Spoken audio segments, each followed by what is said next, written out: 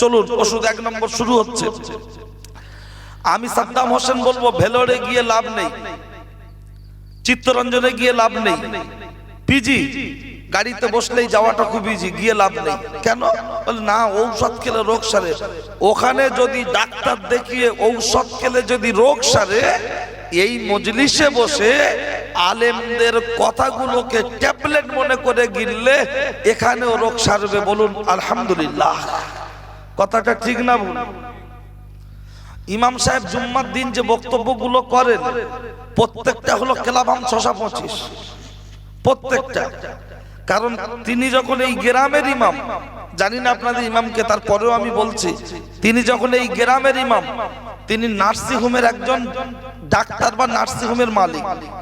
তিনি রোগীগুলো সারা বছর ট্রিটমেন্ট করে করে রাখে, আর বছরে একবার করে হসপিটালের কলকাতার ডাক্তার এসে অপারেশন করে যায়। নার্সিংহোমগুলো সেইভাবেই চলে। 2 মাস 4 মাস 15 দিন 10 দিন ছাড়া, 1 সপ্তাহ ছাড়া বড় বড় ডাক্তাররা এসে অপারেশন করে, বাকি ছোট ডাক্তাররাই ট্রিটমেন্ট করে। আমি ইমাম সাহেবকে ছোট ডাক্তার বলছি না, বোঝানোর জন্য। আমজাদ হোসেনের ছেলে মানে চিত্তরঞ্জন হসপিটালের ডাক্তার, আমার বাপ ফুলপরাশালী মসজিদ ইমাম ছিল, মানে বিখ্যাত ডাক্তার। আচ্ছা, ডাক্তার যখন মরে গেছে, তার কম্পাউন্ডার আমি পাস করা হয়ে আর ফেল করা হয়ে আমি এখন বড় ডাক্তার। তা আমাদের যখন অপারেশন করার জন্য ডাকা হয়েছে, তা আমরা অন্তত অপারেশনটা না করে আর ছাড়ি কি করে? এখন বসলে লাভ আর লসটা বোঝানোর জন্য বলছি। আজ থেকে 20 বছর আগে মানুষের যখন অত্যন্ত অভাব ছিল, মানুষ চালের পরিবর্তে ভাঙা ভাঙা খুঁত খেত। খুঁত, এই খুদের চালেতে ব্যাপক পরিমাণ কাঁকড় ছিল। এই কাঁকড়ের কেজি 1 টাকা, চালের কেজি 12 টাকা। 1 টাকার কাঁকড় 12 টাকা চালের বস্তায় প্যাকিং হওয়ার জন্য ঘোনা বাজারে 1 টাকার কাঁকড় 12 টাকা দামে বিক্রি হয়ে যাচ্ছে না? যাচ্ছে না? এই মজলিসে যত মানুষ বসেছেন সবাই নামাজি নয়, আবার সবাই বেনামাজি নয়। যারা নামাজি মানুষ তারা চাল, যারা বেনামাজি তারা কাঁকড়। চালের বস্তায় কাঁকড় প্যাকিং হওয়ার জন্য 1 টাকার কাঁকড় যদি মার্কেটে 12 টাকায় বিক্রি হতে পারে, নামাজি বাচ্চাদের সাথে বেনামাজিরা বসে সুবহানাল্লাহ আলহামদুলিল্লাহ দরুদ শরীফ পড়লে, নামাজিদের বাদৌলাতে আমার আল্লাহ বেনামাজিকেও ক্ষমা করে কবুল করে দয়ার জান্নাত দিতে পারে। একটু বলবেন সুবহানাল্লাহ। আমি কি বোঝাতে পেরেছি? আলহামদুলিল্লাহ। 2 নম্বর হলো, এই গোটা পৃথিবীর মানচিত্রের দিকে তাকিয়ে দেখুন, মুসলমান প্রত্যেকটা পদে পদে মার খাচ্ছে। কিন্তু কেন? মাঠে যখন ফুটবল খেলা হয়, 2 দল ফুটবলে 2 দিক থেকে শট করছে, লাথি মারছে, আর বাইরে একজন পাগল বসে বসে দেখছেন, বলছে উফ আহ উফ। যেই বলটা বেরিয়ে আসছে চুমো দিচ্ছে আর বলছে ভাই তুই কি অপরাধ করেছিস, যে সুযোগ পাচ্ছে সে মারছে। এফরি বলছে বল দে, বলছে দেবো না। বলছে কেন? বলছে কি এমন অপরাধ করেছে যে পাচ্ছে সে মারছে? এফরি বলছে পাগল, ওর পেটে হাওয়া ঢুকেছে তাই সবাই লাথি মারছে, ওর হাওয়াটা বার করে দে, দেখবি কেউ আর লাথি মারবে না, বরঞ্চ কোলে তুলে আদর করবে। কথা ঠিক না? ফুটবলে যতক্ষণ হাওয়া থাকে ততক্ষণ লাথি মারে, আর হাওয়া শেষ হয়ে গেলে ভালো করে ধুয়ে চেক করে, এরকম করে কোথা থেকে হাওয়া বেরোচ্ছে। স্কিন খুব নরম, মুখের চামড়া, সেখানে হাওয়াটা লাগলে বোঝা যায়, তাই দেখবেন এরকম করে ঘুরিয়ে ঘুরিয়ে চেক করে। কথা ঠিক কি না? তা মুসলমানদের পেটে হাওয়া ঢুকেছে, কেমন হাওয়া? 1 নম্বর হাওয়া হলো যেটা আমার আল্লাহর কোরআন বলছেন, সেটা আমার আল্লাহর কোরআন জানিয়ে দিয়েছেন, ওয়াবিল ওয়ালিদাইনি ইহসানা, তোমরা তোমাদের বাপ মায়ের সাথে খবরদার খারাপ ব্যবহার করো না। এখন দুঃখের সাথে বলতে হয়, বাপকে বলছে বুড়ো, মাকে বলছে বুড়ি, এওলা উটোরা কবে মরবে তাড়াতাড়ি। শ্বশুরকে বলছে আব্বাজি, শাশুড়িকে বলছে আম্মাজি, জলসার দিনে গরম গরম দিচ্ছে বেগুনি আর পেঁয়াজি, খাও আম্মাজি, খাও আব্বাজি, খাও আম্মাজি। আর আমাদের মতো হুজুরদের দাওয়াত করে, আমরা আসলে হাতে হাতে মোসাফা করে বলে হুজুর দোয়া করবেন, দোয়া করবেন। কারবারটা ভালো হচ্ছে না, কলকাতা থেকে কাম নিয়ে এসেছি, প্যান্ট নিয়ে এসেছি, ফরাক নিয়ে এসেছি, কাজ করেছি, পেমেন্ট দিচ্ছে না, ও হুজুর দোয়া করবে। ব্যবসা ভালো চলছে না, ইনকাম করলে থাকছে না। আমি সাদ্দাম হোসেন বলছি, ওর মাথায় বাজ পড়বে, পৃথিবীর কোন মলি সাহেবের দোয়া কবুল হবে না, হবে না, হবে না। বলবেন ও সাদ্দাম হোসেন তুমি ছোট হুজুর, তোমার দোয়া কবুল না হতে পারে। বড় হুজুর, কে বড় হুজুর? আমি অন্য হুজুরের নাম করলে রেগে যেতে পারে লোক, আমার বাপের কথাই বলছি। আমজাদ হোসেন বেঁচে থাকলে হয়তো তার দোয়া কবুল হতো। না না না না না, আমজাদ হোসেন কেন? কাবা শরীফ থেকে ইমাম সাহেব ভাড়াই করে নিয়েছে।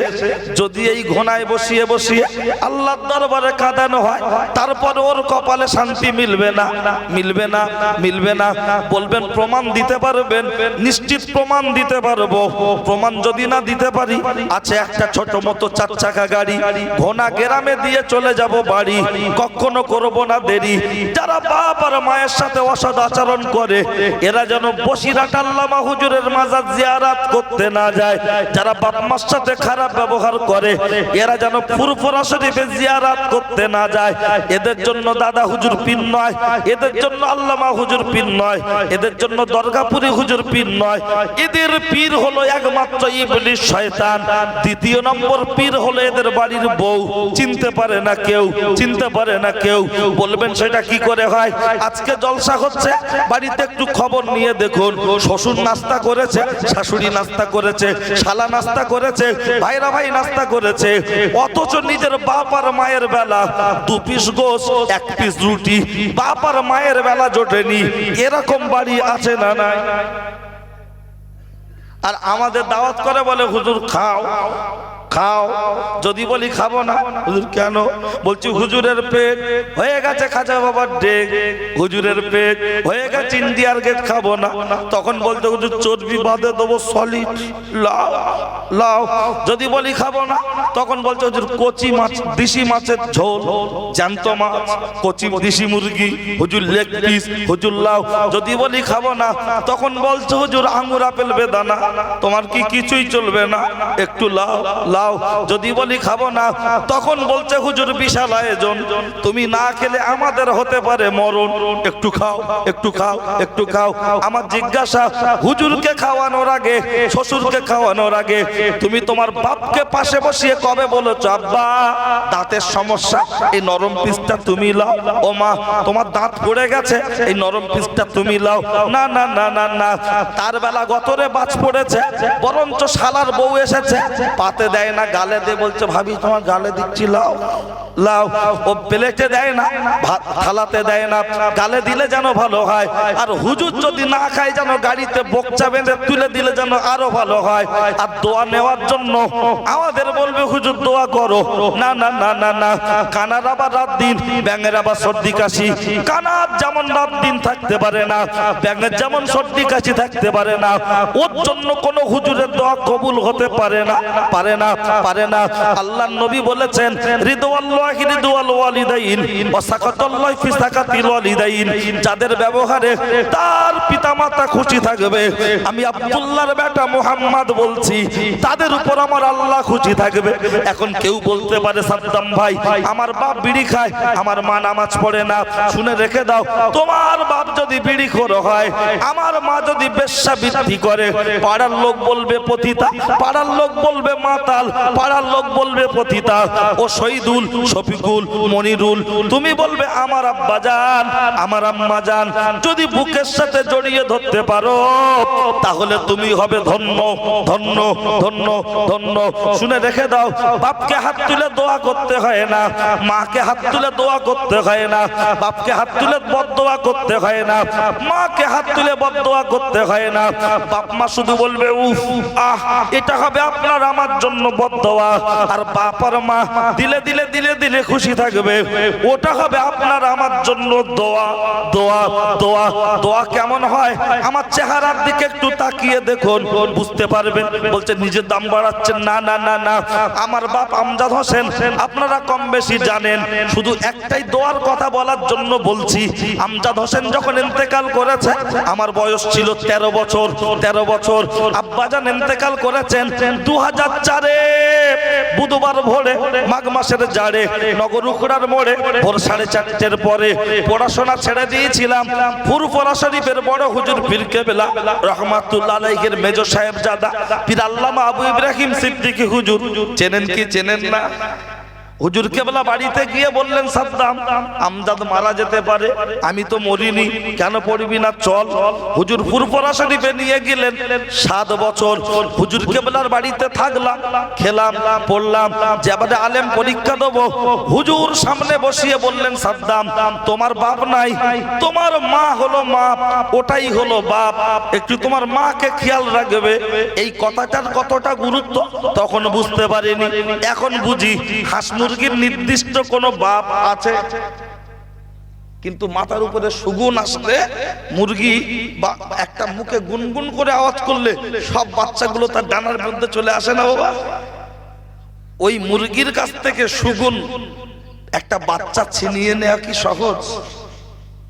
তাহলে যাদের মা চলে গেছে, যখন হুজুর কেবলা কথাটা বলেছিলেন তখন এতটা ডিপলি ভাবিনি, কিন্তু হুজুর এখন বড় হয়েছি, জ্ঞান বুদ্ধি হয়েছে, ভেবে দেখলাম যে মুরগির বাচ্চার কাছ থেকে, মুরগির কাছ থেকে বাচ্চা ছিনিয়ে নেওয়া যেমন কঠিন, বাপ মরে গেলে মা বেঁচে থাকলে আঁচলের তলায় রেখে মাও ঠিক বাচ্চাদের তেমনি গাঁট করে রাখতে পারে, কথা ঠিক কি না? আর মা মরে গেলে বাপ তখন খালু হয়ে যায়, বড় আব্বা হয়ে যায়, এদিক ওদিক ঘোরে, আর হালকা বয়সের মেয়ে বিয়ে করার জন্য পাগল হয়। আর ওর গুতুনিতে পড়ে তখন এই প্রথম পক্ষের ছেলে মেয়েগুলো তখন যেন হসপিটাল থেকে 20 আনা বাচ্চার মতো হয়ে যায়, কথা ঠিক কি না? তা হুজুর কেবলা এই যে কথাটা বলেছিলেন, আমি বলছি ইব্রাহিম তোর বাপ মাই বাপ, ওটাই মা, খেয়াল করবি। আর তোরা 5 ভাই 1 বোন, তুই সবার বড়, দায়িত্ব তোর। আমি দোয়া করছি তুই ওদের দেখবি, তোর কাছে যদি 2 টাকা থাকে, 2 টাকা, তোর মা যদি বলে 2 টাকা দেন না দরকার, তোর কালকে দরকার, ও চিন্তাটা তুই করবি না, দিয়ে দিবি, ও ব্যবস্থা আল্লাহ করে দেবে। আমি তোর জন্য দোয়া করছি, আল্লাহ কোন জায়গায় তোকে পৌঁছে দেবে তুই দেখবি। বলেন এই বাচ্চা মতো ছেলে সারা দুনিয়া ঘুরে বেড়াচ্ছি, এই আপনাদের এলাকায় এত আলেম ওলামার চাপ, তার মাঝেও আমার মতো একটা নাদান নালায়েককে আল্লাহ যাক সপ্তাহে 1বার 2বার আনান, তার মধ্যে আলাপ আলোচনা করে যাচ্ছি। এটা কি আমার কেদ্দানি? কখনো নয়, এটা হলো মুরব্বীদের দোয়ার ফসল, কথা ঠিক কি না? কত বড় বড় আলেম বসে থাকে, কত যোগ্য যোগ্য আলেম, আমি অপমান করছি না, আল্লাহ মাফ করুক। হুজুর কেবলা বলেছিলেন তোকে আল্লাহ কোন জায়গায় পৌঁছে দেয় দেখবি। আমি তো হাতে নাতে তার জ্বলন্ত প্রমাণ, এর থেকে বড় প্রমাণ কি চাই? আরো বলছি, স্যাম্পল কপি দিয়েছে, একটু হালকা লাগবে, এরপরে একটু ডিপে যাব, কারণ যারা শুয়েছে ওরা না ওঠে না উঠবে, অন্তত ওয়াজ না শুনে না শুনবে, উঠে যেন একটু পেশাব করে শুনে, বুঝেছেন? কারণ অন্যদিন ঘুম লাগে না, আর আজকে সব ডোবের মধ্যে ঢুকেছে, চাপটা দেবো না, দিচ্ছি। অন্তত একটু খেয়েছে যখন একটু ঢেকুর তুলে লিখ, তারপরে দিচ্ছি। আর একটু আগিয়ে যাই, একটু সবাই মিলে জোরে তাকবীর দিলে অসুবিধা হবে। ওরা মনে মনে করছে কেউ মনে হয়নি মৌলী সাহেবরা টাকার জ্বালায় বকছে হয়তো, তখন তো তোরা দেখুক যে ওর বাপ, ওর চাচারা, ওর বোনাইটা সব এখানে আছে, আওয়াজটা শোনো না। আর এই তাবারকে কি গোষ্ঠ নেই নাকি? তাবারকে আছে গোশ, আমাদের থাকতে হবে জোশ। আমরা আমাদের যুবকরা গাড়ি চালাচ্ছে হিরো হোন্ডা, নিজেকে মনে করছে বিরাট বড় গুন্ডা, সামনে নিচ্ছে ঝান্ডা, পিছনে আছে ডান্ডা, ওরা বলছে ওরা নাকি আল্লাহর বান্দা। তাহলে আমরা আল্লাহর নামে ধ্বনি দেব, কার জবান যেন বন্ধ না থাকে, একটু উচ্চ আওয়াজে প্রাণ খুলে নারে তাকবীর। সেমিফাইনাল যদি এরকম হয়, ফাইনাল ভালো হবে না খারাপ হবে? এই আল্লাহু একবার পাওয়ার জানেন কি তাদের মনে ইমানি জজবা, 9 বছরের বাচ্চা খুব বেশি হলে 9 বছর হবে, হসপিটালে না ঢুকে হসপিটালের মাঠে নেমে সেজদায় পড়ে যাচ্ছে। তার আল্লাহু আকবার পাওয়ার ঈমানি সম্পদটা তাদের কত বড়। আর আমরা খুব জোরে বলার দরকার নেই, ভক্তির সাথে আমল ইবাদতটা করার প্রয়োজন আছে না নাই, এটি যেন ভক্তি থাকে। আমি দেখেছি অনেকে নামাজ পড়ে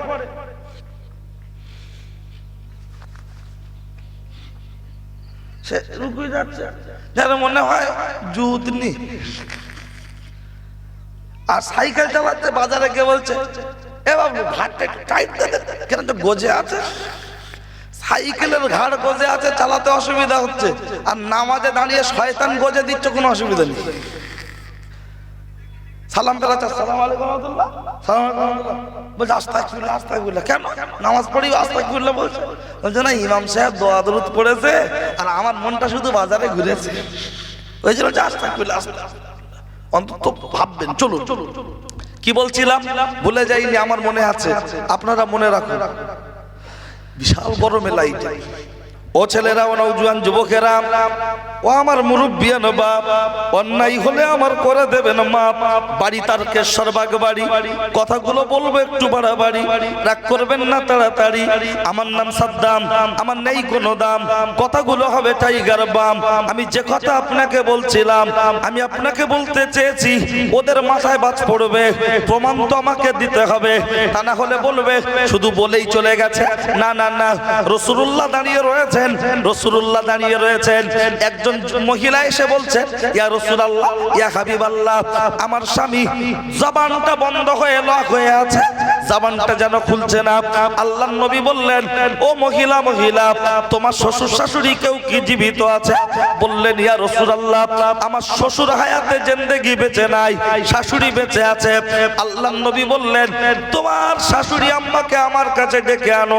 যখন ডেকে এনেছে, মাকে জিজ্ঞাসা করা হচ্ছে, ইয়া রাসূলুল্লাহ, ইয়া আল্লাহর নবী জিজ্ঞাসা করছেন, ও বৃদ্ধা জননী, বলো বলো বলো বলো, তোমার ছেলের আচার আচরণ ছিল কেমন? আল্লাহর নবীর সামনে দাঁড়িয়ে বৃদ্ধা জননী বলছেন, ইয়া রাসূলুল্লাহ, ইয়া হাবিবাল্লাহ, ওই ছেলেটা গ্রামের 10 জন দানশীল ব্যক্তির মধ্যে আমার ওই ছেলে হলো একজন, তার মানে ভালো না খারাপ? 10 জনের মধ্যে একজন ভালো। আল্লাহর নবী বললেন, ও কথা জিজ্ঞাসা করিনি, আমি জিজ্ঞাসা করছি তোমার সাথে কেমন আচরণ করতো গো? তখন মা কাঁদতে কাঁদতে বলছেন, ইয়া রাসূলুল্লাহ, খুব খারাপ আচরণ করতো। আল্লাহর নবী বললেন, ও বাবা আলী, জলদি করে যাও না চলি, কিছু শুষ্ক কাঠ নিয়ে এসো। জিজ্ঞাসা করলেন, ইয়া রাসূলুল্লাহ, কাঠ নিয়ে কি করবেন? মা যেই জিজ্ঞাসা করেছেন কাঠ নিয়ে কি করবেন, তখন ওই জায়গায় দাঁড়িয়ে দয়ার নবী বললেন, কাঠটা আগুন ধরিয়ে দেবো, আগুন দাউ দাউ করে জ্বলবে, তোমার বাচ্চাকে আগুনে নিক্ষেপ করা হবে। মা ডুগরে কেঁদে উঠে বলছেন, ইয়া রাসূলুল্লাহ, আমি বাচ্চার জন্য জীবন দিতে রাজি, আমার বাচ্চাকে আগুনে ফেলতে দিতে রাজি নয়।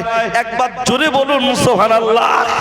ও ছেলেরা, ও নওজোয়ান যুবকেরা, আল্লাহর নবী মায়ের কথার দিকে লক্ষ্য করে দেখলেন, আহারে, আমি এতিম নবী, বাফারা নবী, মাহারা নবী, মায়ের গর্ভে থাকা অবস্থায় আমার নবী আব্বাকে হারিয়েছিলেন। একটু বড় হয়ে আব্বার সমাধি স্থান দেখতে গিয়েছিলেন, আবওয়া নামক বাবলা বাগানে, বাবলা বনের সেই জায়গা থেকে ফিরে আসবেন, সেই মুহূর্তে মা ইন্তেকাল করেছিলেন। উম্মে আইমানের সাথে বাড়ির পথে এসেছিলেন, আমি এতিম নবী, বাপারা নবী, মাহারা নবী, আমি আব্বা মাকে হায়াতে পাইনি, এরা হায়াতে পেয়ে এত জুলুম করছে, অত্যাচার করছে। আমার নবী চক্ষু মোবারক থেকে অশ্রু মোবারক গড়িয়ে যাচ্ছেন। ও ছেলেরা, ও নওজোয়ান যুবকেরা, কিতাবের মধ্যে এসেছে, আল্লাহর নবী মায়ের কথার দিকে লক্ষ্য করে বললেন, ও মা জননী, একটি কাজ আছে, কাজটা অত্যন্ত কঠিন, তুমি কি করতে পারবে? মা জননী প্রকাশ্য বললেন, ইয়া রাসূলুল্লাহ, একটা বাচ্চার জন্য মায়ের কাছে কোনো কঠিন কাজ হতে পারে না, হতে পারে না, হতে পারে না। কথাটাকে একটু গভীর ভাবে ভাবুন। মাঘ মাসের জাড়ে মোষের শিং নড়ে, মোষের শিং মাখা, গুতোর সময় একা মা বাচ্চাকে নিয়ে কষ্ট করে, পাড়ার মানুষ পায় না দেখা। এখন বাচ্চাদের শীতকালে হোক আর গরমকালে হোক, রাত্রে মেয়েরা ঘুমানোর জন্য কি পরিয়ে দেয়? ক্যাম্পাস। এই ক্যাম্পাস যে পড়াচ্ছে, না ক্যাম্পাস না প্যাম্পার্স। হ্যাঁ আমরা মলি সাহেব লোক তো ওইটা বুঝি না, বুঝলেন? হ্যাঁ ও বাকি অন্যরা বোঝে। এই ক্যাম্পাস হোক আর প্যাম্পার্স হোক, এই প্যাম্পার্স আমরা যখন হয়েছিলাম আমাদের বাপ দাদাদের প্যাম্পার্স কেনার পয়সা ছিল বলে মনে হয়।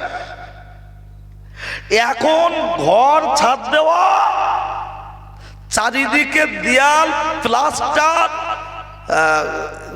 চুন করা, রং করা, কি সুন্দর করে একদম ঘ্যামা ডিজাইন, দরজা একদম টান টান, কোনো হাওয়া আসবে না, বক্স খাট ৬-৭ খাট গদি, তার উপর সূর্য বড় ভাবি ঘুমিয়ে ডিস্টার্ব না হয় তার জন্য বিছিয়ে দিল অয়েল ক্লাব একটা ছোট মতো, যদি তার উপরে দিল একটা ক্যাথা, কোচির জন্য আলাদা কম্বল, তারপরে পরিয়ে দেয়া হলো প্যাম্পার্স।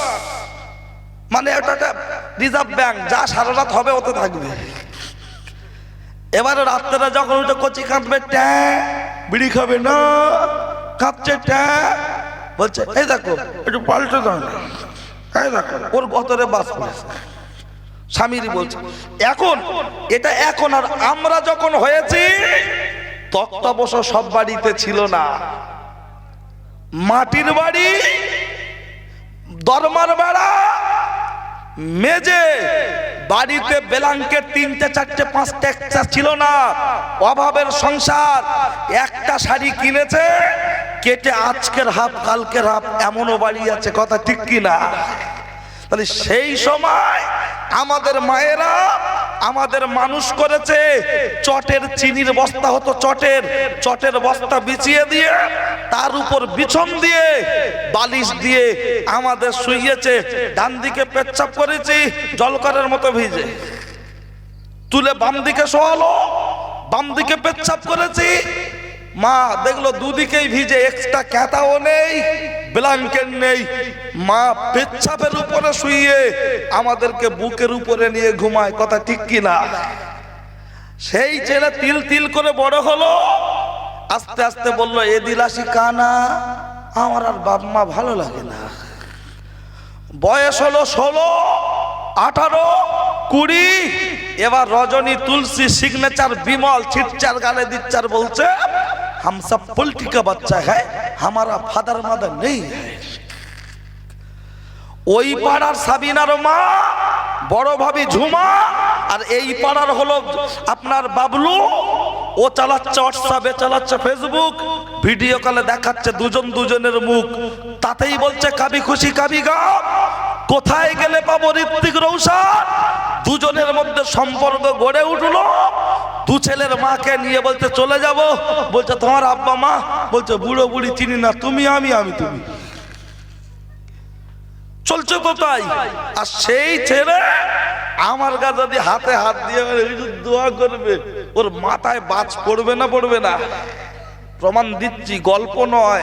সাদ্দাম যেটা বলে এক ধানে না শুনে গল্প মনে হবে, কারণ হ্যালো সিঙ্গাড়ার ভিতর আলু কি করে গেল ওটা কি সহজে বুঝবে বলো? এরপরে তো এবার গ্রুপ লোনে যাবো, দাঁড়া পয়েন্ট করে আগাই।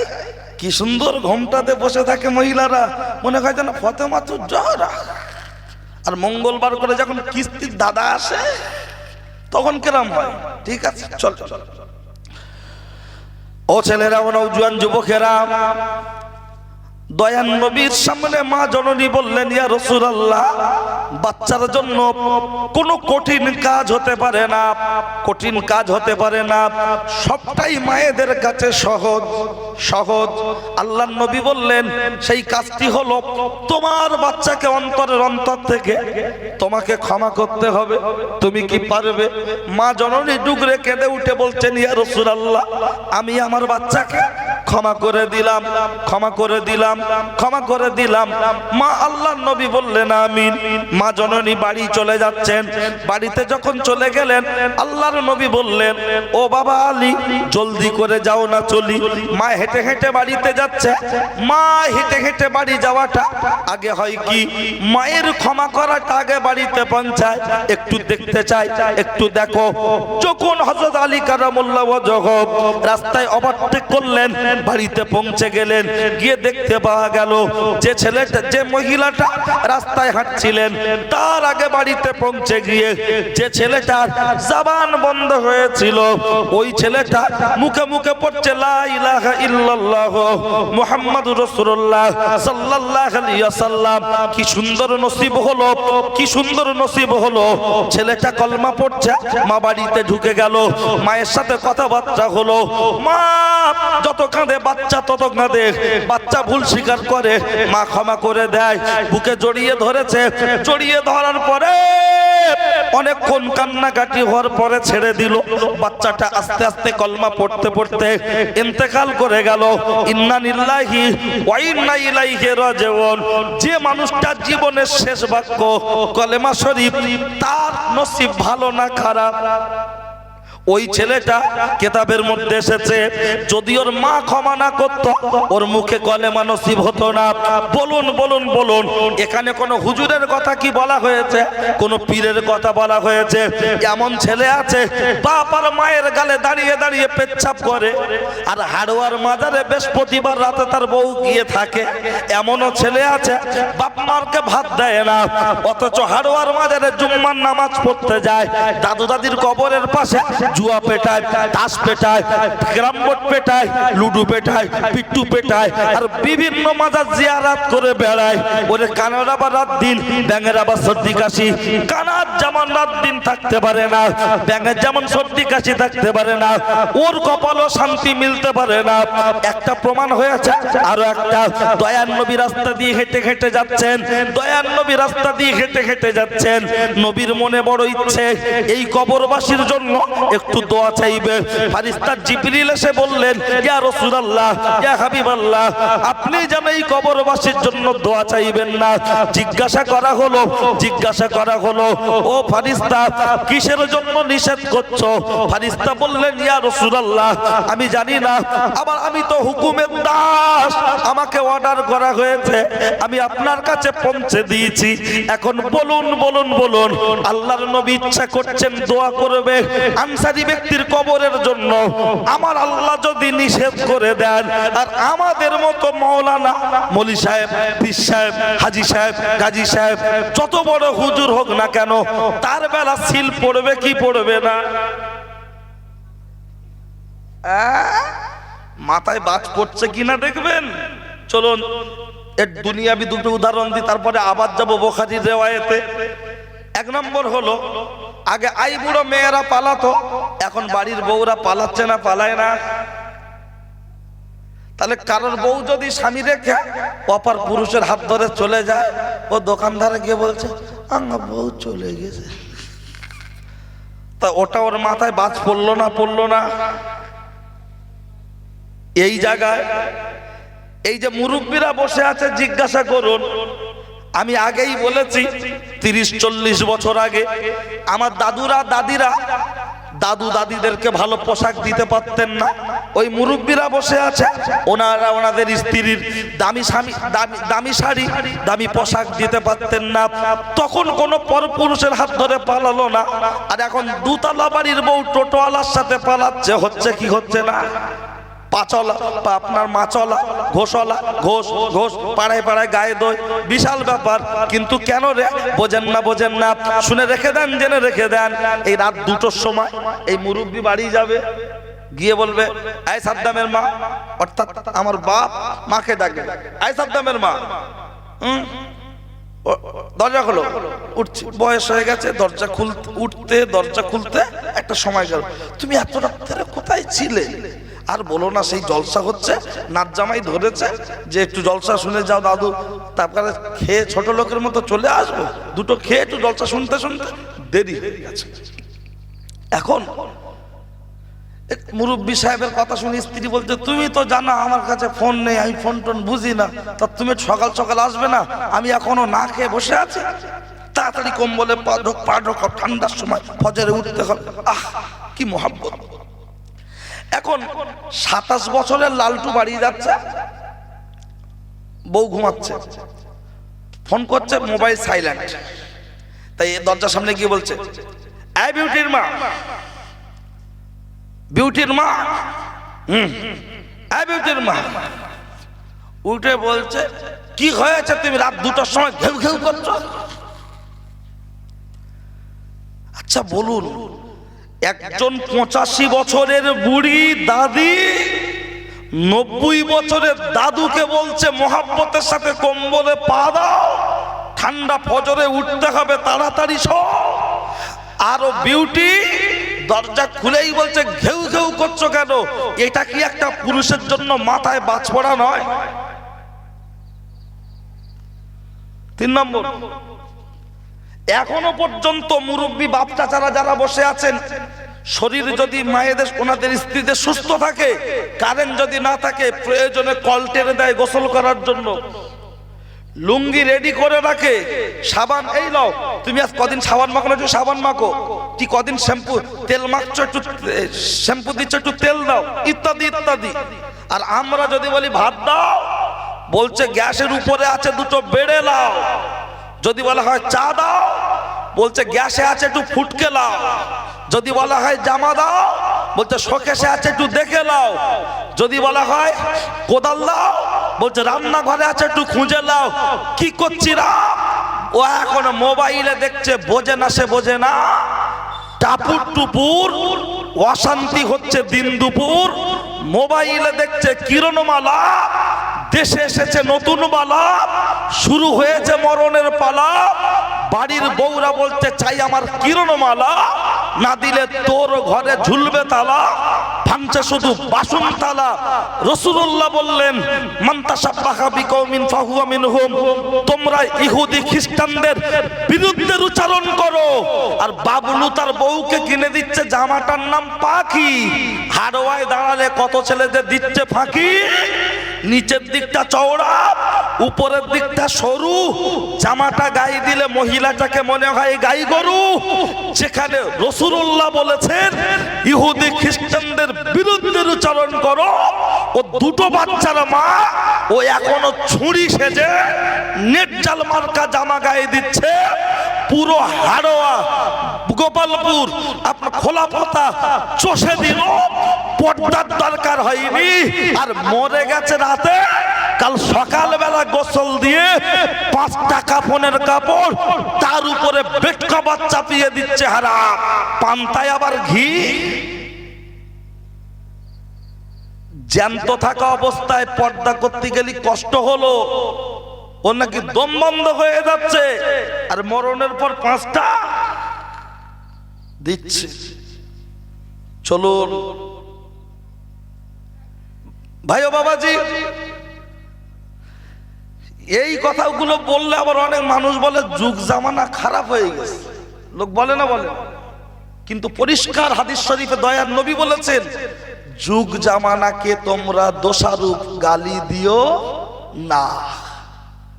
জামানার কোনো পরিবর্তন হয়নি, জামানা যেমন ছিল তেমন আছে, মানুষের স্বভাব পাল্টেছে। কথা ঠিক না? এটা নবীর হাদিস, গল্প নয়। আমি হয়তো গল্পের ছলে কথাগুলো বলি, কিন্তু যারা আলেম ওলামা আছেন, শোনেন, বোঝেন, জিজ্ঞাসা করবেন যে হ্যাঁ সাদ্দাম যা বলে সব একেবারে ফাউ কথা না। তো যুগ খারাপ কি মানুষ খারাপ, 2টো টপিক দিচ্ছি। তো আপনারা যেভাবে এখন এসেছেন আলহামদুলিল্লাহ, আমি তো প্রথম উঠেই মনে মনে করি আল্লাহ খিচুড়ি আজ মনে হয় আমার গাড়ি তুল দেবেন, যে যেমন দেরি করেছেন গাড়ির পিছনে লেন। কিন্তু না, আলহামদুলিল্লাহ মানুষ এদিক ওদিক ছিল, জানে আসুক, আসলে বাইরের বক্তা আসলে যাব। এখন তো ঘর কামুরগি ডাল বরাবর, বুঝলেন? বাইরের নাম করা হুজুর মানে বিশাল বড় হুজুর, কিন্তু মনে রাখবেন সামনে যত সাজানো গুছানো, পিছনে গেলে কি দেখা যায়? বাস। হ্যাঁ, তাই বড় টুপি, দামি টুপি, বড় দাড়ি, হ্যাঁ বড় জামা, সব যেন ভাববেন না ঠিক আছে, ভাববেন যে পিছনে গেলেই কিন্তু বাঁশ আছে। সাজানো গোছানো দেখে ভুলে গেলে হবে না। চলুন আর একবার তাকবীর দিই। যুগ খারাপ কি, এটা আমার অভ্যাস, মাঝে মধ্যে একটু মানুষকে তাকবীর দেওয়াই। তারপরে যুগ খারাপ কি মানুষ খারাপ, 2টো কথা বলে আবার আমি বাজ পড়েছে কিনা 2টো প্রমাণ দিয়েছি। প্রয়োজনে এবার বুখারী শরীফের রিওয়ায়াত থেকে টানবো। সবাই মিলে একটু জোরে নারে তাকবীর, বাবু তখন আমরা লোক কম ছিলাম, আওয়াজ বেশি হয়েছে। এখন লোক কম বেশি আওয়াজ কম কেন? ফলন বেশি হলে দাম কি কম হয়? এইসব তো তাই, ফলন বেশি হলে দাম কম হয়। তার লোক বেড়েছে, আওয়াজ কম হচ্ছে। এতগুলো মানুষ অন্তত এমন আওয়াজ দেন যারা শুয়ে পড়েছে ওয়াজ শুনতে হবে না, আমাদের আওয়াজ শুনে উঠে পেশাব করে শুয়ে পড়ুক। সারা রাতের ব্যাপার যাতে খাটে না ঝেড়ে দেয়, সবাই মিলে, কারো জবান বন্ধ না থাকে। নারাই তাকবীর। অনেকে মনে হচ্ছে কসম করে এসে যে যাবো, আওয়াজ বেরোবে না। 34 বছর বামফ্রন্টে স্লোগান দিলেন, লড়াই লড়াই লড়াই চাই, লড়াই করে বাঁচতে চাই, ইনকিলাব জিন্দাবাদ। নেতারা খেয়েছে পাবলিক বাদ, ওরা খেয়েছে পেঁয়াজ, আমাদের দিয়েছে খোলা। আমাদের ভোটে ওদের গলায় উঠেছে ফুলের মালা। তারপর আর বলবো না, বললি গাড়ি লিক হয়ে যাবে। তার যে মুসলমান 34 বছর বামফ্রন্টকে দিতে পারে, 11 থেকে 23, 24 দিদির জন্য দিতে পারে, তারা এই ঘোনা গ্রামের মিলাদুন নবী জলসায় বসে কয়েকটা ঘন্টা দিতে পারেন কি পারেন না? নিশ্চয়ই পারেন। তবে যেন হসপিটালের বেডের মতো থাকবেন, একটু নড়াচড়া করবেন। হ্যাঁ, যেভাবে দু একজন বসে আছে মনে হয় যেন এই হসপিটাল থেকে 4 বছর আজকে বাড়ি এসে, খুব শরীরটা খারাপ। ও ছেলেরা, ও নওজোয়ান যুবকেরা, যুগ খারাপ কি মানুষ খারাপ, এটাকে বলতে গিয়ে আমি আপনাকে সবিনয় নিবেদন করে জানাতে চাই, বলুন বলুন বলুন, আমি আপনাকে জানাতে চাই, আগেকার মানুষ তুলনামূলক হাইট বেশি ছিল না কম? বেশি। কিন্তু শাড়ি ছিল ক হাত? 9 হাত, 9.5 হাত। ঠিক বলেছেন বাবাজি। তাহলে 9 হাত শাড়ি, 9.5 হাত। কোম্পানির শাড়ি হলে 10 হাত তখনকার, আর বাকি লোকাল শাড়ি হলে 9 হাত। কিন্তু মানুষ ছিল 6 ফুট। আপনার মা, আমার দাদিমা, আপনার শাশুড়ি, আমাদের নানিমা, তারা হাইটে ছিল 6 ফুট, মানে তাল গাছের হাফ। কিন্তু 9 হাতের শাড়ি পরেছে।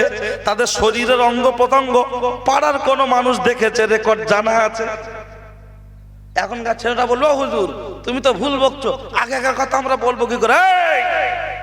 এখনকার সিনেমা দেখে বলে, এখন যদি এরম হয় আগে সাদা কালো কিরম রাখতে বললে।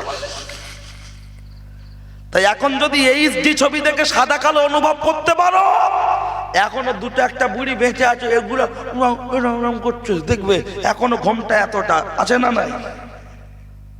নাতি কাঁদছে, হাত ধরে বাড়িতে গেলে বেরিয়েছে, দোকানদারে 3-4 বেটা ছেলে কথা বলছে, রাস্তার পাশে দাঁড়িয়ে বলছে, এ শোন না, তুই কেডা?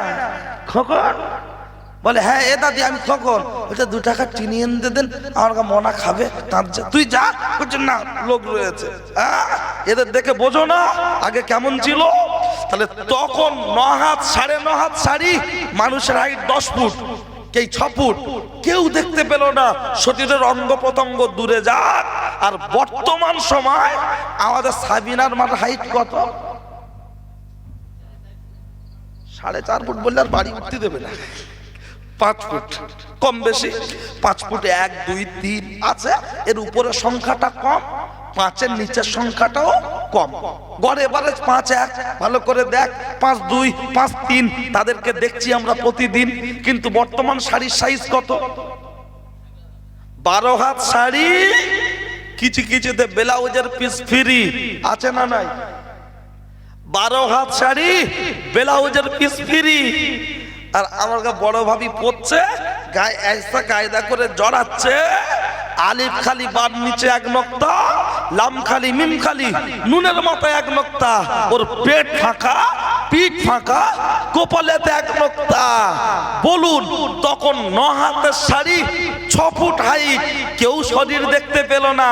আর এখন 12 হাত শাড়ি, 5 ফুট হাইট, তারপরেও যখন শরীর দেখা যাচ্ছে, তাহলে যুগ খারাপ না মানুষ খারাপ?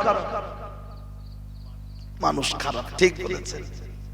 আচ্ছা বলুন, এই জাতি বুঝবে একটা আইসক্রিম কিনে দাদু লে বলছে ও মা ফ্রিজে দাও, কেন? বলছে গলে যাবে, মনে এসে খাবে, স্কুলে গেছে না এসে খাবে। 5 টাকার আইসক্রিম যদি গলে যায়, সব গলে গেল, কাঠিটা গলবে? তাকে যদি ফ্রিজে দিতে হয়, আপনার স্ত্রী আমার মা, আপনার মেয়ে আমার বোন, তার রূপ যৌবনের মূল্য কি 5 টাকার থেকেও কম? এখন তাই হচ্ছে। আচ্ছা বলুন, তারপরে পরেই আসি। বাবা 200 টাকার পোনা মাছ কিনেছেন, বাড়ি নিয়ে আসছেন। বাড়ি নিয়ে আসার পরে 150 টাকা পোনা মাছের কেজি, রুই মাছ 200 টাকা। আপনার স্ত্রী আমার মা মাছটা মেজে ঘষে ধুয়ে পিস করে রান্নাঘরে রেখে বাইরে একটা কাজ করছে, যে কোনো একটা কাজ। হঠাৎ একটা বিদেশি মেহমান আসলো, এসেই বলছে ম্যাও ম্যাও। আচ্ছা মা যাই বাথরুমে থাকার যেখান থাক, ওর মস্তিষ্ক রান্নাঘরের দিকে যাবে না? যাবে না? এই সাদ্দাম, এই তুই গিলবি, দেখ আওয়াজ শুনতে পাসনি? ও যদি বাথরুম যদি ক্লিয়ারও না হয়, হাফ পজিশনে রেখে আসবে, কারণ আমার বাচ্চারা খাবে। কথা ঠিক কি না? এই চাপাতে চাপাতে ঢাকাতে ঢাকাতে ফ্রিজে ঢোকা, তা না হলে সুটকেসে ঢোকা, সুটকে না মিটকেসে ঢোকা, আর তা না হলে হাড়ির মুখে ভারী কিছু একটা চাপিয়ে দে, যাতে বিড়াল মাছটা কোনো রকম খেতে না পারে। আচ্ছা বলুন, 150 টাকার মাছ বিড়াল খেয়ে নেবে, তার জন্য যদি মাছটা ফ্রিজে দিতে হয়, মিটকেসে দিতে হয়, হাঁড়ির মুখে যদি ভারী কিছু চাপিয়ে দিতে হয়, যাদের বাড়ির মেয়েরা মেলাকে কেন্দ্র করে চই চই চই চই করে ঘোরে, হাড়োয়ায় হোক ঘোনায় হোক, বাজারে হোক আর হাটে হোক, ওদের পিছনে কিছু পুরুষ বিড়ালের মতো ঘোরে না? ঘোরে না?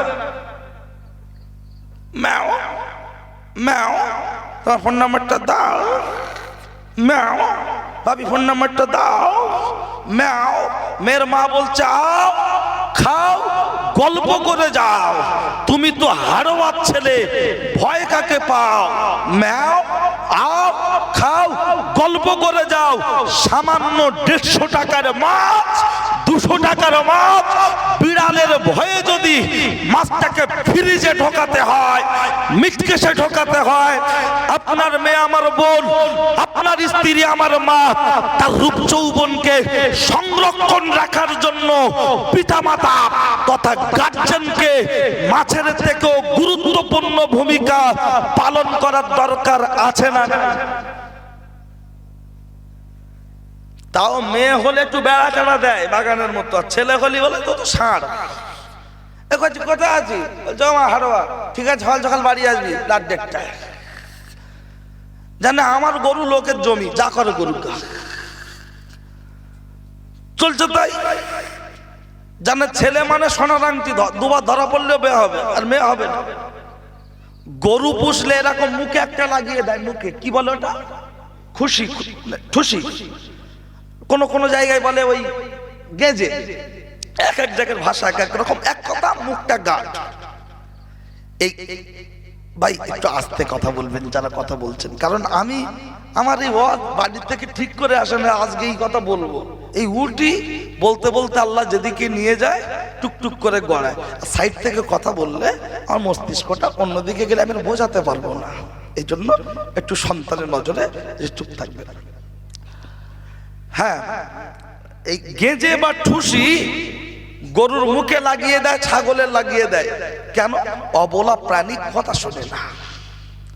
বড় আব্বা দিয়েছ কেন? বলছে গ্রামে সবাই টিএমসি করে, আমি একা আইএসএফ করি। আমার গরু যদি ওদের খেতে পড়ে, মেয়েটা থোপ না খেতে দিবে, জরিমানা করা হবে।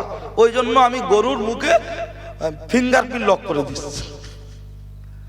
আর আঙ্গুলের মতো মোটা লাইলন দড়ি গলায় দিয়েছে, এরকম একটা খোঁটা আছে, আর 5 কেজি একটা মুগুর মাঠে নিয়ে গিয়ে ফিঙ্গারপ্রিন্টটা খুলে দিচ্ছে। মাছ খুলে দেওয়ার পরে মেরে দিল। গরু চড়ে চড়ে চড়ে চড়ে ঘুরে ঘুরে খাচ্ছে, কিন্তু এই খোঁটা থেকে বেশি দূরে যেতে পারবে না। দড়ি যতটা আছে নির্দিষ্ট ততটাই। আচ্ছা বলুন, একটা অবলা জন্তু গরু কথা শোনে না, তাই যদি তার গলায় দড়ি দিতে হয়, আপনার ঠুসি পরাতে হয়, গেঁজে পরাতে হয়, আপনার ছেলে আমার মেয়ে, আপনার ছেলে আমার ভাই, আপনার মেয়ে আমার বোন, আপনার স্ত্রী আমার মা, তারা শরীয়ত সম্মত, তাদেরকেও শরীয়তের ঠুসি লাগানোর প্রয়োজন আছে না নাই? সব জিনিসটা আমরা লাভ লস বুঝি, আর এইটা আমরা বুঝি না। খালি বলে যুগ জামানা খারাপ হয়ে গেছে, এখন আর মেয়ে দিতে গেলে ফিরি ফিরি আর হয় না। ফিরি ফিরি আর হয় না। কে বলেছে? কে বলেছে? একজন পর্দাশীলা নারীর যৌবন ডাবের পানির থেকেও কোটি কোটি মূল্যবান, আর একজন বেপর্দাশীলা নারীর যৌবন পুকুরের পানি।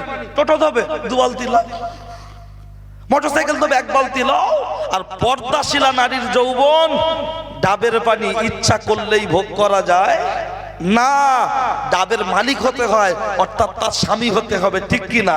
প্রমাণ ছোট্ট করে দিচ্ছি, মনে রাখবেন। আবার ওখান থেকে ধরবো যেখানে বলতে বলতে রেখে এসছি। যুগ খারাপ কি মানুষ খারাপ? ও ছেলেরা, ও নওজোয়ান যুবকেরা, একজন নারী তার রূপ যৌবনের গুরুত্ব কেমন বোঝানোর জন্য আমি আপনার সামনে গোপাল ভাঁড়ের গল্প করব না। হযরত নবী ইসমাঈল সাল্লামের আম্মা যার নাম হলো হাজেরা। এই আম্মা জান হাজেরা আই বুড়ো, আনম্যারিড, তখনও বিয়ে হয়নি। এই পর্দার আড়ালে মার বোন, ভিতরে ভিতরে নিচ্ছে অনেক বন্ধন লোন। ও পর্দার আড়ালে মার বোন, ভিতরে ভিতরে নিচ্ছে অনেক গ্রুপ লোন। একটু কানটা খাড়া করে শুনে রেখে দাও। তখন আম্মা জান হাজেরার বিয়ে হয়নি, আনম্যারিড, অবিবাহিত। আব্বা ইন্তেকাল করেছে, আস্তে আস্তে বড় হলো, বিয়ের উপযুক্ত হয়েছে। মার মেয়ে দুজনে মিলে মামার বাড়িতে বেড়াতে গেছে। মামার বাড়ি হচ্ছিল মেলা। ওই মেলার ভিতর থেকে একজন যুবক বারবার ঘুরে ঘুরে ঘুরে ঘুরে তাকাচ্ছে। আম্মা জান হাজেরা মাকে ডেকে বলছে, মা, ওই যে যুবক আমার দিকে কেন তাকাচ্ছে? চলো বাড়ি চলে যাই। আহা, মেয়ে আর মা দুজনে মিলে টুকটুক টুকটুক করে বাড়ির পথে রওনা হয়ে চলে আসছে। মাকে জিজ্ঞাসা করছে, ওটা কে? বলছে, হলো মিশরের বাদশা। কোন সুন্দর নারী দেখলে তার রূপ যৌবন নষ্ট না করা পর্যন্ত ও ক্ষান্ত হয় না। আম্মা জান হাজেরা টক টক টক টক করে কাঁপছে, খুব চিন্তায়। বলছে, মা, আমি ঘরে থাকবো না। কোথায় চলে যাবি? বলছে, জঙ্গলে যাব। বলছে, তোর ভয় লাগছে না? বলছে, মা, যদি জঙ্গলে যাই বাঘে খেতে পারে, সাপে কামড়াতে পারে, কিন্তু আমার রূপ যৌবন নষ্ট হতে দেব না। আমার রূপ যৌবন ভোগ করবে কেবলমাত্র যে হবে আমার স্বামী। আমি যৌবন নষ্ট হতে দেব না, দেব না। এটা হলো আমার কাছে আমানত, আমি খেয়ানত হতে দেব না। লক্ষ্য করলে দেখতে পাওয়া যায় আম্মা জান হাজেরা দুটি কথা কোন রকম ঘর থেকে বেরিয়ে যাচ্ছে। দরজাটা খুলে আস্তে করে গেল চলে, মাকে গেল বলে, মা, আল্লাহর কাছে হাত তুলে কাঁদে রে, ওগো আল্লাহ, ওগো আল্লাহ, তোমার দরবারে দোয়া চাই। আমার মেয়ে হাজেরা জঙ্গলে বেরিয়ে গেছে, সব বিচ্ছু, রয়েল বেঙ্গল টাইগার, কোন মানুষ আমার মেয়ের জন্য ক্ষতি না করতে পারে, এর জিম্মাদার তুমি। তোমার কাছে দায়িত্ব দিচ্ছি, ওগো আল্লাহ, তুমি গাইবি মদত করো। আহারে, রাত হয়ে গেছে, মা চুপচাপ মেরে ঘরের ভিতরে বসে আছে। কারা জানো বাইরে এসে চারিদিক থেকে ঘরটা ঘেরাও করে ফেলে বলছে, হাজেরা, হাজেরা, হাজেরা, ঘর জাল থেকে মাছ পালাতে পারে, পুকুর থেকে নয়, বেরিয়ে আয়, বেরিয়ে আয়। আম্মা জান হাজেরা তো বাড়িতে নাই, কে আওয়াজ দেবে রে? অনেকক্ষণ হয়ে যাচ্ছে, যখন কেউ বেরোয় না, তখন আম্মা জান হাজেরার মায়ের ঘরের দরজার সামনে এসে দুম দুম দুম দুম দুম দুম করে লাথি মারছে। হাজেরার মা বলল, বাবারা, বাবারা, বাবারা, তোরা আমার গায়ে স্পর্শ করিস না, তোদের দাবি দাবা কি আছে বল। তখন আম্মা জান হাজেরার মা ওই যে কথাটা বলার পরে ওরা বলেছিল, তোর মেয়ে হাজেরা কোথায় আছে বল। বলেছিল, এই দরজাটা খুলে কোথায় গেল চলে, আমাকে যাইনি বলে আমি মেয়ের পরিচয় দিতে পারবো না, পারবো না, পারবো না। যখন বলেছে গোটা ঘরটাকে তল্লাশি করলো, চিরুনি তল্লাশি করলো। যখন আম্মা জান হাজেরাকে পাওয়া গেল না, হাজেরার মায়ের মাথার চুলটা ধরে এত পরিমাণ মারে, গা থেকে রক্ত ঝরে। বল বল বল বল, তোর মেয়ে কোথায় বল, তা না হলে তোকে বাঁচতে দেব না। আম্মা জান হাজেরার মা ওদেরকে বলেছিল, আমার জীবন যদি চলে যায় যাবে, আমি মেয়ের সন্ধান দিতে পারবো না, পারবো না, পারবো না। আম্মা জান হাজেরার মায়ের পায়ে দড়ি বেঁধে টানতে টানতে জেলখানায় বন্দি করে দেয়া হচ্ছে, জেলখানায় বন্দি করে দেয়া হলো। রাত শেষ হয়ে গেল, সারাদিন চলে গেল, আবার রাত চলে গেল। আম্মা জান হাজেরা মায়ের জন্য জন্য মনটা বড় খারাপ। আমার আব্বা নাই, আমার ভাই নাই, বোন নাই, মা আর আমি আর মা। আমি তো জঙ্গলের ভিতরে চুরি করে করে আছি। আমার মা বাড়িতে কি অবস্থায় আছে? টুক টুক টুক টুক টুক টুক করে মায়ের ঘরের জানলার পাশে চলে আসলো। গভীর রাত, এসে ডাকছে মা মা মা। হাজেরা মনে মনে করছে মা মনে হয় ঘুমিয়ে পড়েছে, তাই সাড়া দিচ্ছে না। টুক টুক করে ঘরের দরজা খুলে ভিতরে গেল চলে, বিছানা হাত দিয়ে চেক করছে, মা নাই, মা নাই। কোথায় গেল মা, কোথায় গেল মা? হাজেরা তখন মনে পড়লো, রে এই পাড়ার শেষে আমার মায়ের একজন বান্ধবী খালা আছে, একটু তার কাছে যাই, যদি মায়ের সন্ধানটা পাই। টুক টুক টুক টুক টুক টুক করে খালামার বাড়ির কাছে গিয়ে বলছে, খালা খুলে দেবে দরজা জানালা? আমি তো হতভাগিনী হাজেরা। খালামা মাথাটা বুকে চেপে ধরে বলছে, হাজেরা চুপ কর, চুপ কর, জোরে কথা বলিস না, জোরে কথা বলিস না। মিশরের কুখ্যাত বাদশার পোষা কুত্তারা চারিদিকে ঘুরছে, এখনই তোকে যদি পেয়ে যায় গ্রেফতার করবে, তো যৌবন হরণ করবে, তোকে ভোগ করবে। হাজেরা কান্না বিজড়িত কণ্ঠে ভয়ে কাঁপতে কাঁপতে বলেছিলেন, ও খালামা, আমার মা কোথায় তুমি কি জানো? খালামা বলেছিল, আমি চামড়ার চোখে দেখিনি, আমি লোকের মুখে শুনেছি। যখন তোদের ঘরটা ঘেরাও করে ফেললো, তোকে যখন খুঁজে পাচ্ছিল না, তোর মাকে জিজ্ঞাসা করছে, তোর মেয়ে হাজেরা কোথায়, বল বল বল। যখন তোর মা সন্ধান দিতে পারলো না, তোর মাকে এত পরিমাণ আঘাত করে, গা থেকে রক্ত ঝরে, আমি লোকের মুখে শুনেছি, পায়ে দড়ি বেঁধে টানতে টানতে টানতে টানতে জেলখানায় বন্দি করে দিয়েছে। বেঁচে আছে কি মারা গেছে জানি না।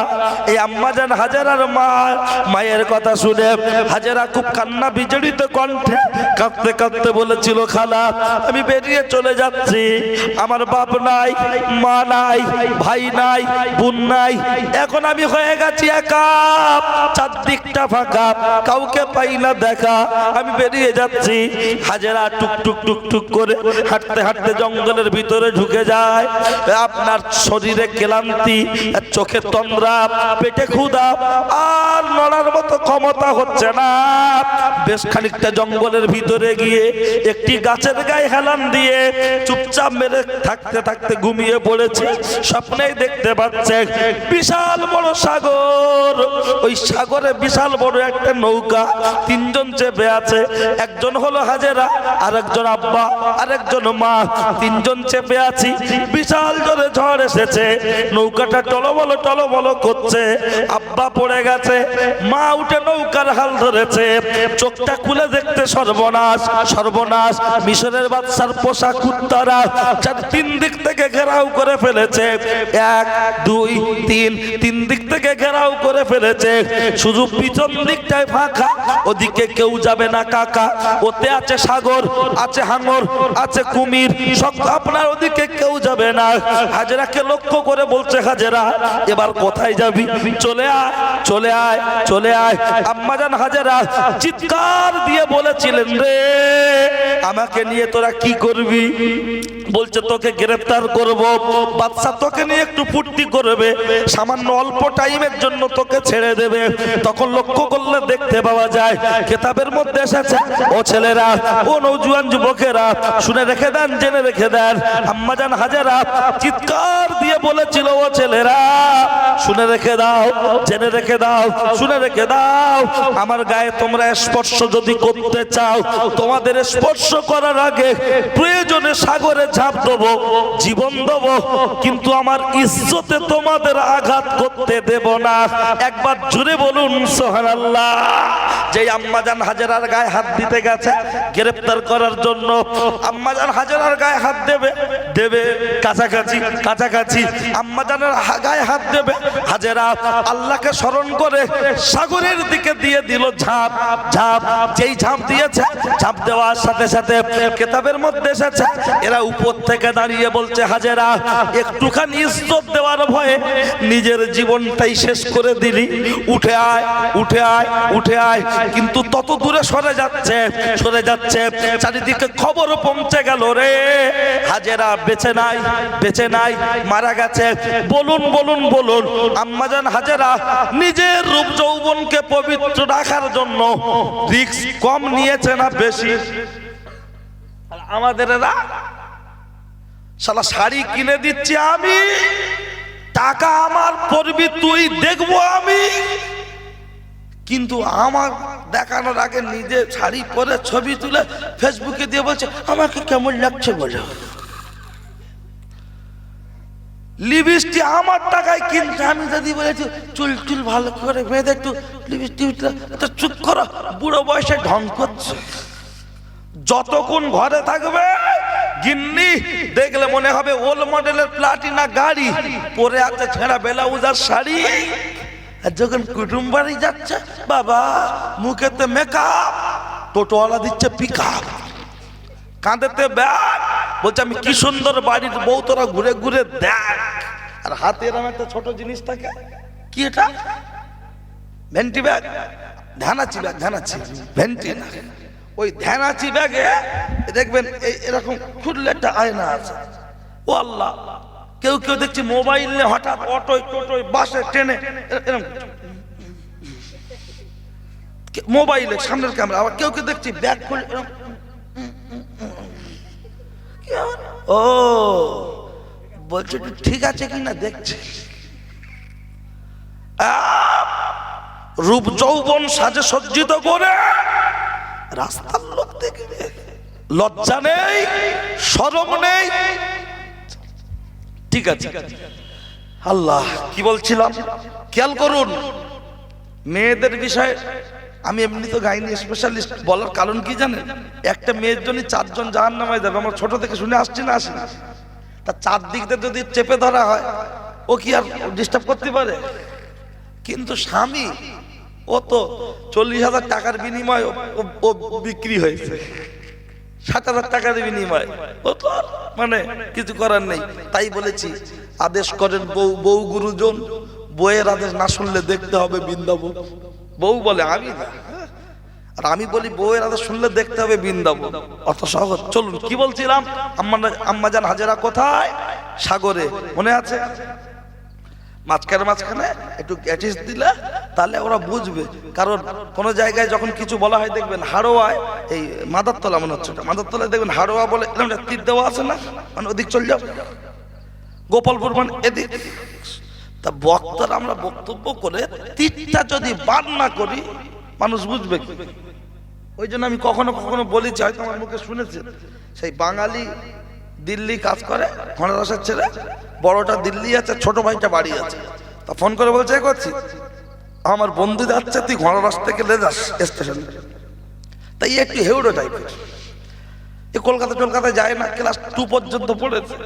তা মোটর সাইকেলে যখন রেলগেটে গিয়েছে আর ও এসে নেমেছে, তার দুজন মোটামুটি চেহারা ভিডিও কলে বড় ভাইয়ের সাথে দেখেছে, মোটামুটি ঠিক আছে। এখন ও ঘোড়ার ডিম বাংলা বলতে পারে না, আর হিন্দি বলতে পারে না। এখন যেই মোটর সাইকেলের পিছনে বসেছে বাড়ির কাছাকাছি এসে দেখছে নারকেল গাছ, দেখেই বলছে দোস্ত এ কি চিজ খায়? তা বলছে নারকোল হ্যায়। বিয়ারি বলছে নারকোল আবার কি? বলছে একটা দো। আর আগের দিন মিলাদ হয়েছিল, সেই মাস পড়ে রয়েছে পাশে, তুলে নিয়ে ঘা দিয়েছে, আর যেই একটা শুকনো নারকেল পড়েছে বিহারি তুলে কামড়াচ্ছে আর বলছে আবে কি চিজ খায়, না রস হয় না শ্বাস খায়। বাঙালি তখন বলছে আরে ভাই पहले नारकोल को छड़ाइए दादिए फाटाइए तारपरे तुम गिलिए। बिहारी मुखेर दिके चाइछे बोलছে साला कहाँ से हिंदी শেখায়া, आधा बांगला आधा हिंदी। তা বিহারি মোটামুটি বাঙালি ইশারায় বলল তুমি বসো, আমার ভাইপো ভাত দিচ্ছে খাও, বড় বাচ্চা ছেলে গা ধুয়ে আসে। ও গোসল করতে গেছে রে, লালটু ভাত দিচ্ছে 8 বছর বয়স, চিকেন কষা বেগুন আলু মাছ দিয়েছে, বিহারি খাচ্ছে ডিম ভাজা, খেতে খেতে বলছে বাচ্চু और कुछ है? ছেলেটা দৌড়ে গিয়ে বলছে ও মা বিহারি কাকু বলছে কচুর তরকারি খাবো। ওর মা বলছে আমাদের ফ্রিজে বাসি তরকারি এসে তুই বলেছিস কারণ তোর মাথা ফাটাবো। বলছে আমি বলি তার তরকারিটা গরম করে তাওয়ায় ফেলে যেই দিয়েছে বিহারি আবার দুকাল খেয়ে বলছে আবার কোথায় এ গেল জমা বিহারি বলছে কচু বিরাট টেস্ট আরো লিয়া। আচ্ছা ও কি কচু চাইছে? বাঙালি গোসল করে আসলো, নারকেলটাকে ছাড়ালো, একটা প্লেটে তুলে দিল, বিহারি খাচ্চার বলছে বহুত আচ্ছি চিজ হ্যায় ও রস হ্যায় শ্বাস হ্যায়। তাহলে এ বলছে আর কিছু আছে শুধু কচু দিচ্ছে। তা আমরা যারা বক্তব্য করি শুধু বলছে বাবারা বাবারা কি বলবো আমার নবীর দুঃখের কথা। কি দুঃখ আছে বল। লাস্টে বলছে হুজুর অজ করে ফেটকে দিয়েছে। আর এখন এমন কিছু বক্তা বেরিয়েছে গানের সুরে গজল কি সুন্দর করে বলছে, নামের আগে পিজ্জাদা দেওয়া আছে। তাই মাঝে মাঝে গজলটা শুনে মনে করি পিজ্জাদা না হারামজাদা একটু ভাবি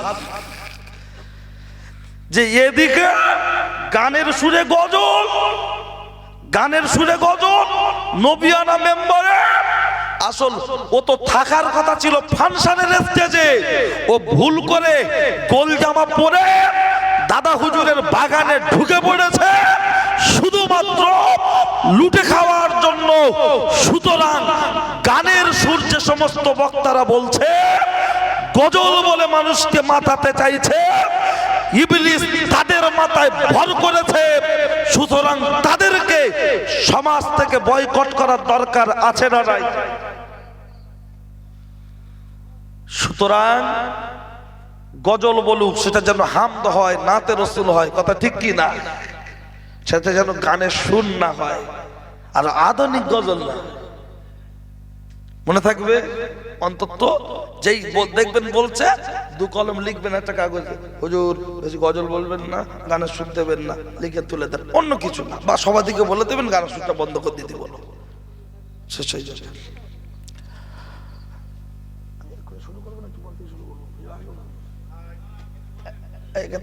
আর একটু বলতে হবে, হ্যাঁ আধা ঘন্টা টেনে দেবো। ও হ্যাঁ ওটা আমি কোনো কথা বাদিয়ে রাখি না বাবা। ঠিক আছে যাক, বাবাজিরা বলছেন যখন চলো বাবাজি চলে যাবেন না, এখন আমি হাত দিইনি জায়গায়। ও ছেলেরা, ও নওজোয়ান যুবকেরা, ও আমার মুরব্বিয়ান বাপ, অন্যায় হলে আমার করে দেবেন মাপ। আমার নাম সাদ্দাম, আমার নেই কোনো দাম, কথাগুলো হচ্ছে টাইগার বাপ, শুনলে আসবে অনেক কাম, দিতে পারবো না আপনাদের সময়ের দাম। আমি আপনাকে যে কথা বলছিলাম লক্ষ্য করলে দেখতে পাওয়া যায়। ও ছেলেরা, ও নওজোয়ান যুবকেরা, একটু ধীর মস্তিষ্কে শুনে রেখে দেন। আমি আপনাকে বলতে বলতে এ পর্যন্ত যতটুকু আপনাকে আলোচনা যে কথা আপনাকে বলছিলাম সেই কথা দিকে লক্ষ্য করে ও ছেলেরা, ও নওজোয়ান যুবকেরা,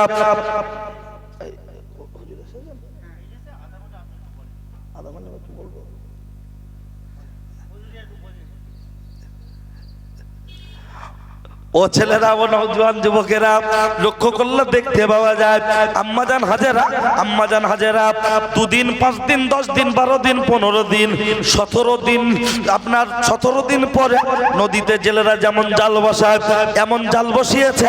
ওই জালে কে যেন একজন একটা ডেড বডি পড়লো, ওই ডেড বডিটা পড়েছে বড় মাছ মনে করে টেনে তুলতে গিয়ে দেখছে মাছ নয়, এটা হলো একটা নিথর দেহ। কিন্তু দেহটা তো পচেনি, গলেনি, মনে হয় টাটকা মারা গেছে। জেলেরা ভয় পাচ্ছে, না জানি আমাদের ঘাড়ে যদি দোষ চলে আসে। কিতাবের মধ্যে এসেছে এমন চলতে চলতে যেই সকাল হতে যাচ্ছে, জেলেরা নদীর জোয়ার নেমে গেলে, ভাটা পড়ে গেলে নদীর 2 সাইডে শুকিয়ে যায় কি যায় না, ওই সাইডে ফেলে দিয়েছে।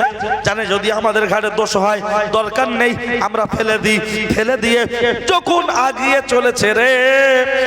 চলেছে সূর্য উদিত, সুবে সাদিক হলো, আকাশে সূর্য উদিত হলো। ওই সূর্যর কিরণ লেগে গায়ে লেগেছে আর হাত পা নেড়ে চেড়ে খোদার রহমতে উঠে দাঁড়িয়েছে। চারিদিকে খবর হয়ে গেল এখনো হাজেরা মরেনি, বেঁচে আছে। একবার জোরে বলুন সুবহানাল্লাহ। 2-4টা লোক বলে সব মৌলী সাহেবরা না বিরাট আন্দাবাজ, বলছে আমার কাছে জাহান্নামের ভয় দেখে সব জমি জায়গা লিখে নেয়। 3 ফুট কবরে ফেরেশতা একটা লাশ লাভিয়ে 2টো মানুষ ঠিক মতো দাঁড়াতে পারে না। মৌলী সাহেবরা বলছে 2টো ফেরেশতা বিশাল মারা মারবে, সাপ আর বিচ্ছু বিশাল কামড়াবে। আর হাজেরা 17 দিন পানির তলায়, ও কি হাঙ্গরার কুমির নাস্তা করে? এরম গাল গপ্পর কদিন চলবে?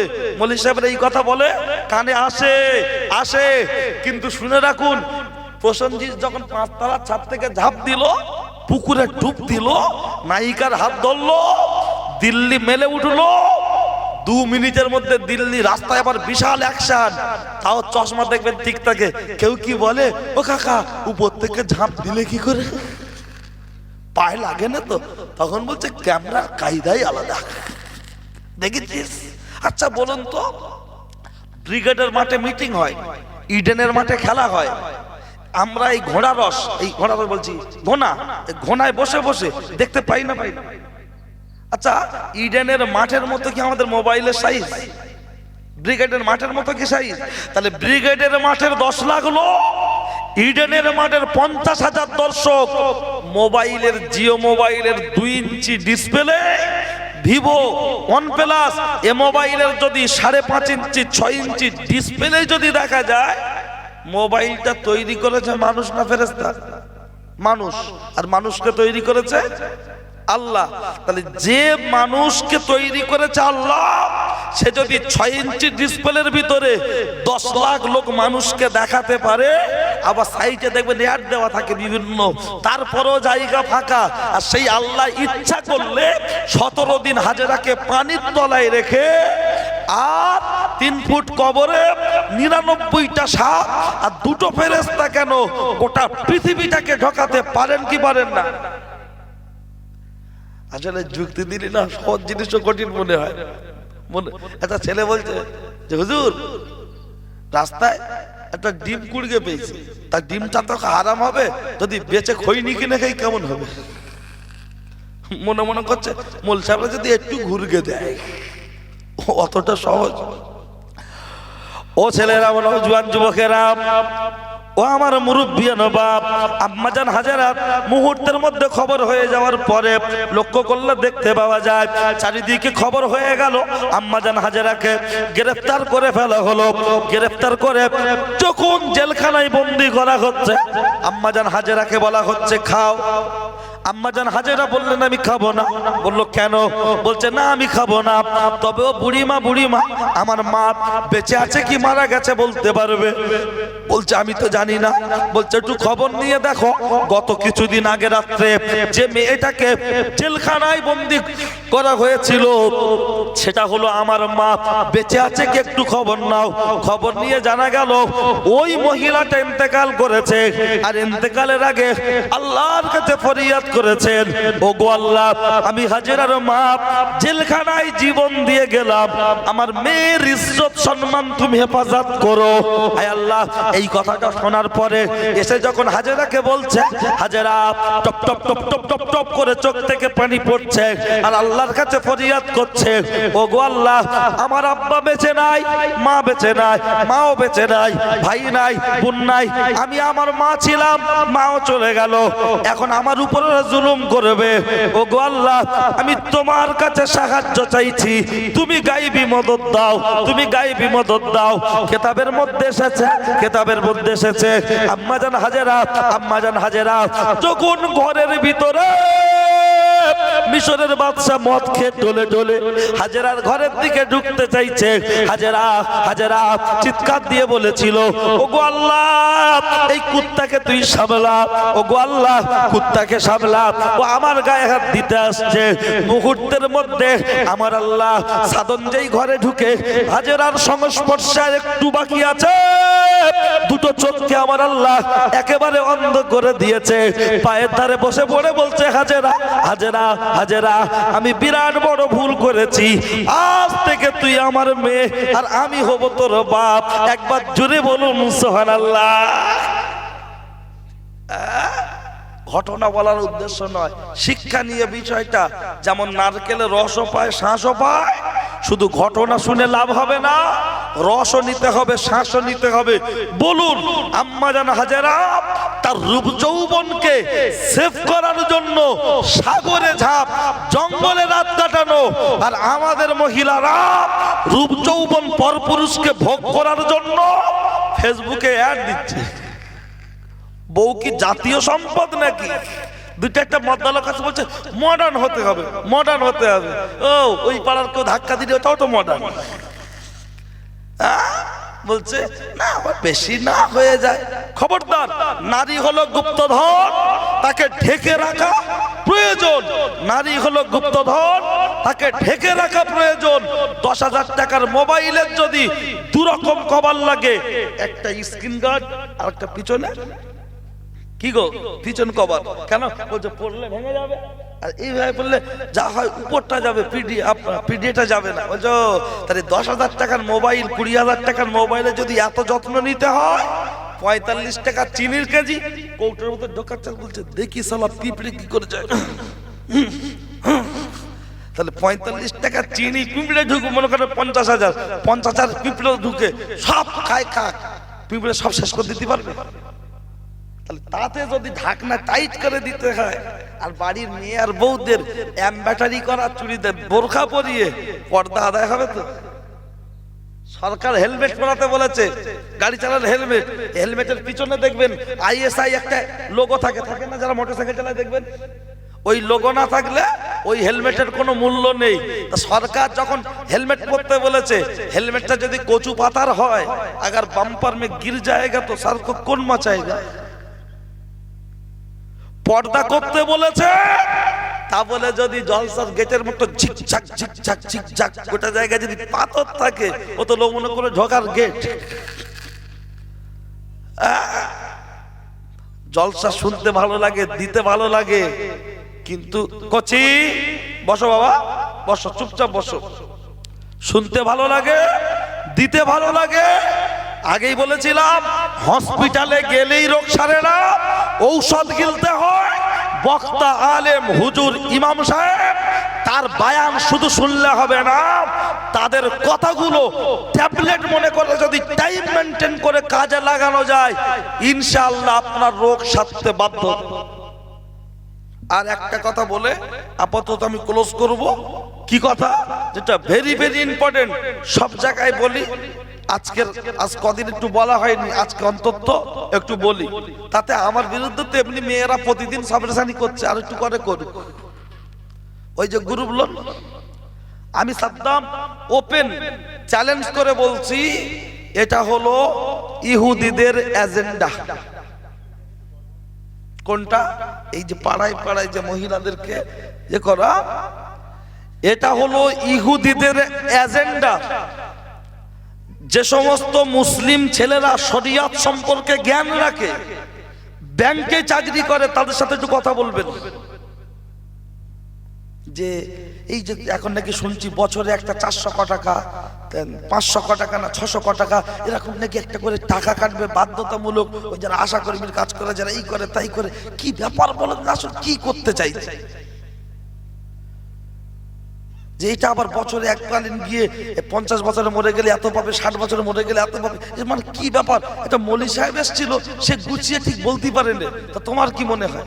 আমাকে একটা ছেলে, আমার পরিচিত, আমি একটা দরকারে একদিন গিয়েছি ব্যাংকে, সেই ছেলেটি আছে, অনেকক্ষণ বসে বসে কথা হচ্ছিল, ব্যাংকে থেকে বাইরে চলে বলে, বাইরে এসে দীর্ঘ সময় বসে বসে আমাকেও বলেছিল, আমি ঠিক কতটা এখন মনে নেই, তবে ওর সার কথা হলো, ঘুর পথে যে কোনো মূল্যেই মানুষকে সুদের আওতায় আনা হবে।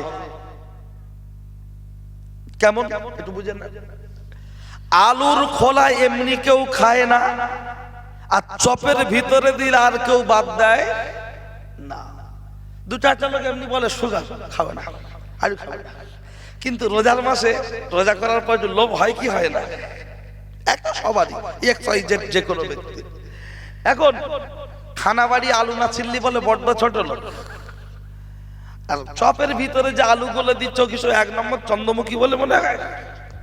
দোকানে গিয়ে বলছে, এওয়ালা সব ভালো, বলছে বিরাট, বলছে গরম আছে, বলছে বিরাট, বলছে দুটো দে। যেই দিয়ে দিল, বলছে একটু বিন্নুন দে, ঠেকিয়ে দিল হলারে, চলে গেল চেম্বারে। দুটো খেয়ে বলছে মারাত্মক, আর দুটো দে, বিখ্যাত চপ। আচ্ছা, এই যে 2-4টে চপ খেলো, তাহলে আলুর খোলা এমনি খায় না, চপের ভিতরে দিলে ফেলে না। ইহুদিরা দেখলো লোন তো বহুত আগে থেকে দেয়া হচ্ছে, মুসলমানরা নেয় না, খায় না, নেয় না, তাহলে কেন?